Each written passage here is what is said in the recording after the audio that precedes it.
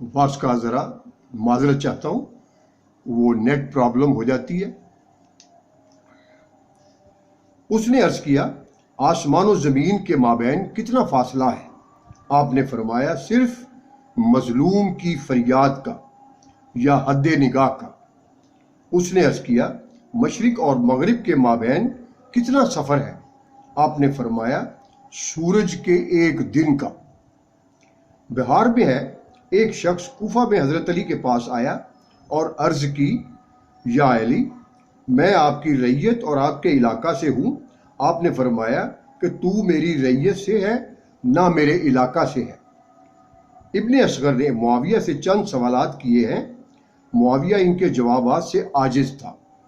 उसने वही सवालात तुझे देकर भेजा है ताकि तू मुझसे जवाब ले जाए, मुआविया को बताए और मुआविया अपनी तरफ से इब्ने असगर को जवाबात लिखकर अपनी हुकूमत का भरम बाकी रखे।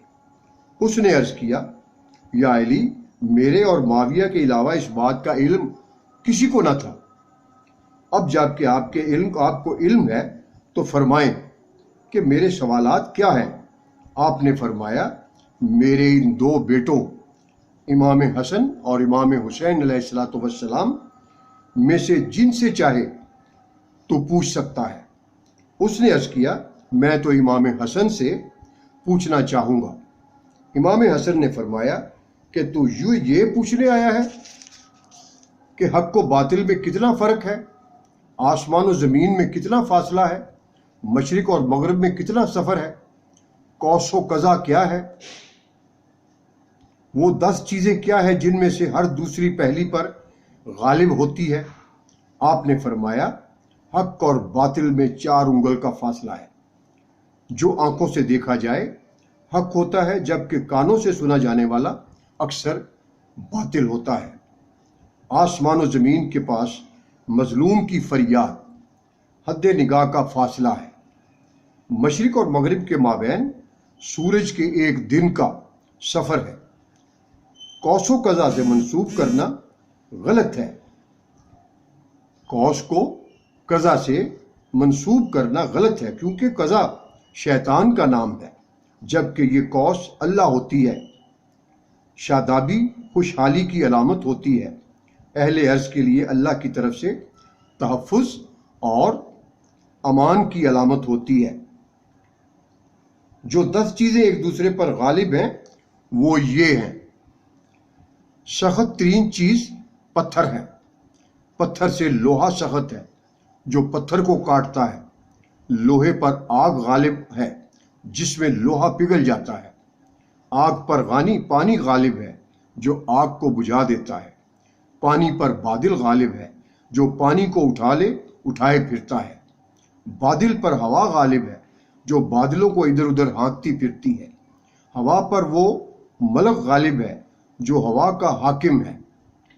मलक पर मौत गालिब है जो मलक को भी फना कर देगी। मौत पर खुदा का गालिब है जो मौत को भी ज़ेर कर सकता है। हज़रत अली जनाब अली अलैहिस्सलातु वस्सलाम ये जवाबात सुनकर अपनी जगह से उठे। पहले इमाम हसन की अलैहिस्सलातु वस्सलाम की पेशानी का बोसा लिया, फिर दोनों होंठ चूम लिए। शायद होंठ इसलिए चूमे हों कि आपको वो वक्त याद आ गया हो जब जनाब इमाम हसन को उनकी ज़ौजा के हाथों से जाम लेकर इमाम हसन इन होंठों से लगा रहे होंगे, जिसके असर से आपका टुकड़े टुकड़े जिगर बाहर आ रहा होगा।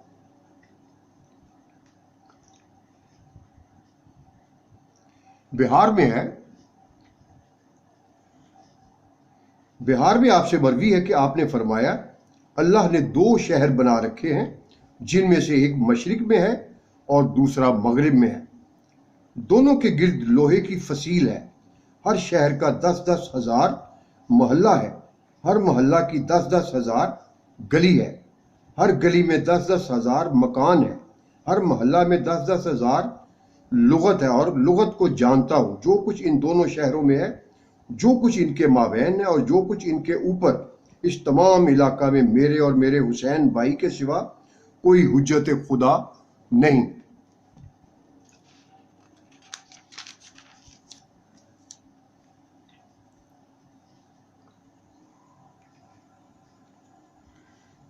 بہار میں ہے کہ کوفہ کی کچھ لوگوں نے امام حسن علیہ السلام کے متعلق تبصرہ کیا کہ امام حسن خاموش اور کم گو ہے، جس سے معلوم ہوتا ہے کہ امام حسن خطبہ نہیں دے سکتا۔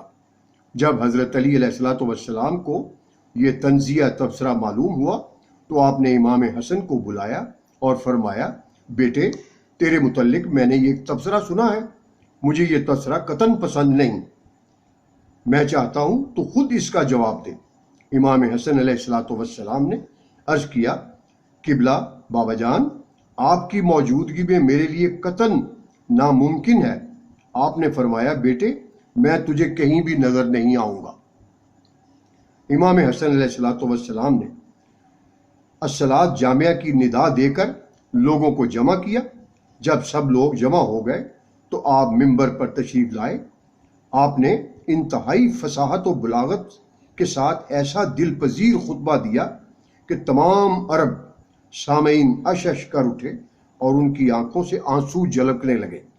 آپ نے حمد و ثناء الہی کے بعد فرمایا، لوگوں سمجھنے کی کوشش کرو، اللہ نے حضرت آدم کو مصطفیٰ بنایا، آل ابراہیم اور آل عمران کو چن لیا، ان میں سے بعض کی ذریت ہے، اللہ سمیع و علیم ہے۔ ہم اس کی ذریت نوح کا قبیلہ، آل ابراہیم کا مصطفیٰ حصہ اسماعیل کی نسل اور آل محمد ہیں۔ ہم تمہارے درمیان بلند آسمان، بچھی ہوئی زمین، چمکتے آفتاب اور اس شجرہ طیبہ کی مانند ہیں، جو نہ شرقی ہے نہ غربی ہے، جو مبارک اور مقدس ہے، جس کی اصل نبی اور فرع علی ہے۔ بخدا ہم اس شجر کا ثمر ہیں، جو اس شجر کی کسی بھی ٹہنی سے متمسک ہو گیا نجات یافتہ ہوگا، جس نے شجر کو چھوڑا اس کا ٹھکانہ جہنم ہے۔ حضرت علی نے اپنے آپ کو ظاہر فرمایا، مجمع کو چیرتے ہوئے آگے آئے، ممبر پر چڑھتے ہوئے امام حسن کی پیشانی کا بوسہ لے کر فرمایا، بیٹے آج تو نے اپنی حجت ثابت کر کے اعتراض کرنے والوں کے منہ بند کر دیے ہیں، میرے بعد اپنی اطاعت فرض کر دی ہے، تیرے مخالف کے لیے جہنم ہوگا۔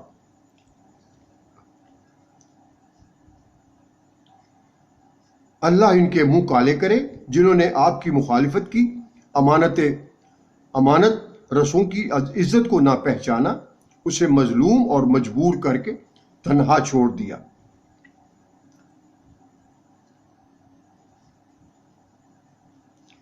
امام صادق علیہ السلام نے فرمایا کہ مجھے اپنے آباء و اجداد کے ذریعے روایت پہنچی ہے کہ امام حسن علیہ السلام اپنے وقت میں سب سے زیادہ عابد، زاہد اور افضل تھے۔ آپ ہمیشہ پیدل حج کو جاتے تھے، بعض اوقات تو برہنہ پا حج کا سفر کرتے تھے۔ موت، قبر، حشر اور نشر، پل صراط اور دربار خالق کی پیشی کے ذکر پر ہمیشہ بے ساختہ روتے تھے۔ جب نماز کے لیے کھڑے ہوتے تو آپ کا تمام جسم شاخ بیر کی طرح لرزنے لگتا۔ جنت اور جہنم کے تذکرہ پر اس طرح تڑپ جاتے تھے جس طرح سانپ کا کاٹا ہوا شخص تڑپتا ہے، اور اللہ سے جنت کا سوال کرتے تھے۔ تلاوت قرآن کے وقت جہاں کہیں یا ایھا الذین آمنوا کی تلاوت فرماتے فوراً کہتے لبیک اللہم لبیک۔ آپ کو ہمیشہ ذکر خدا کرتے دیکھا گیا ہے۔ جب آپ وضو فرماتے تھے آپ کے جسم میں کپ کپی شروع ہو جاتی، رنگ زرد ہو جاتا۔ ایک مرتبہ کسی نے وجہ پوچھی تو آپ نے فرمایا، ایک معمولی سے حاکم کے سامنے جاتے ہوئے لوگ کس قدر خوف زدہ ہوتے ہیں، تو میں تو اس اعلیٰ حاکم کے دربار میں حاضری کے لیے اپنے آپ کو تیار کرتا ہوں جس سے بڑا کوئی ہے ہی نہیں۔ جب آپ دروازہ مسجد پر تشریف لاتے سر بلند کر کے عرض کرتے، الہی تیرا مہمان تیرے دروازے پر آیا ہے، اے محسن تیرا سائل تیرے حضور ہے۔ بہار میں فائق سے منقول ہے کہ امام حسن علیہ السلام نماز صبح سے فراغت کے بعد سے طلوع آفتاب تک کسی سے کوئی بات نہ کرتے تھے۔ امام صادق نے فرمایا ہے کہ امام حسن نے 25 حج پیدل کیے ہیں۔ سواریاں آپ کے ساتھ ہوا کرتی تھی لیکن آپ پیدل سفر فرماتے تھے۔ آپ نے 3 مرتبہ اپنا تمام نصف مال راہ خدا میں دے دیا۔ ایک دن کسی نے کسی سے پوچھا کہ امام حسن نے کبھی کوئی خطبہ نہیں دیا اور نہ ہی خطبہ دینے کے قابل ہے، اس لیے کہ اگر انہیں ممبر کی دعوت دی جائے تو لوگوں کو پتہ چل جائے گا۔ امام حسن میں یہ خامی موجود ہے۔ چنانچہ کسی نے کہا اگر آپ آج ممبر پر آ کر ہمیں کچھ واضح نصیحت فرماتے تو بہت بہتر ہوتا۔ آپ نے اس کی دعوت کو قبول کیا، ممبر پر آئے اور فرمایا جو لوگ مجھے جانتے ہیں وہ تو جانتے ہیں، اور جو لوگ نہیں جانتے وہ جان لیں کہ میں حسن ابن علی علیہ الصلاۃ والسلام ہوں، میں فرزند فاطمہ زہرا ہوں، میں افضل الخلائق کا فرزند ہوں، میں صاحب فضائل ہوں، میں فرزند رسول صلی اللہ علیہ وآلہ وسلم ہوں، میں وہ ہوں جس سے حق چھین لیا گیا ہے، میں اور میرا حسین بھائی جوانان جنت کے سردار ہیں، میں رکن و مقام کا فرزند ہوں، میں مکہ اور منا کا بیٹا ہوں، میں مشر و عرفات کا پارۂ جگر ہوں۔ تو اس آدمی نے کہا کہ یہ باتیں چھوڑیں، کوئی اور باتیں کہیں۔ آپ نے فرمایا ہوا اسے پھونک مارتی ہے، حرارت سے پکاتی ہے، بردود سے اسے خوشگوار بناتی ہے۔ اتنا فرمانے کے بعد اپنے آپ سابقہ موضوع پر آ گئے تو فرمایا میں مخلوق خدا کا امام ہوں، میں محمد مصطفیٰ کا فرزند ہوں۔ اس کے بعد اس آدمی نے کہا کہ بس آپ بس کریں، ہمیں اتنا ہی ضروری ہے، ہمیں اس سے زیادہ نہیں بات سننی چاہیے۔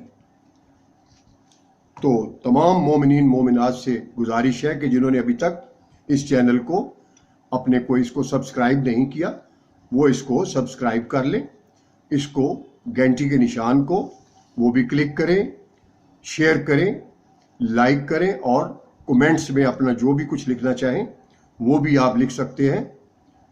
اور میں آپ پر یہ بات واضح کر دوں کہ ہم نے ائمہ طاہرین اور عظیم نورانی ہستیوں کے بارے میں جو بھی بات کرنی ہے وہ اپنی طرف سے کوئی بات نہیں ہوگی، اور کوئی ایسی غیر مصدقہ بات نہیں کی جائے گی، نہ بتائی جائے گی، نہ اس کی ویڈیو بنائی جائے گی، اور جو کسی کے بھی خلاف ہو اور جس کا کوئی مطمع نظر نہ ہو۔ اور اس میں تمام باتیں وہی ہوں گی جو مصدقہ ہوں، جو باقاعدہ روایت شدہ ہے اور جو باقاعدہ بہت بڑے بڑے عالموں کی باتیں ہیں۔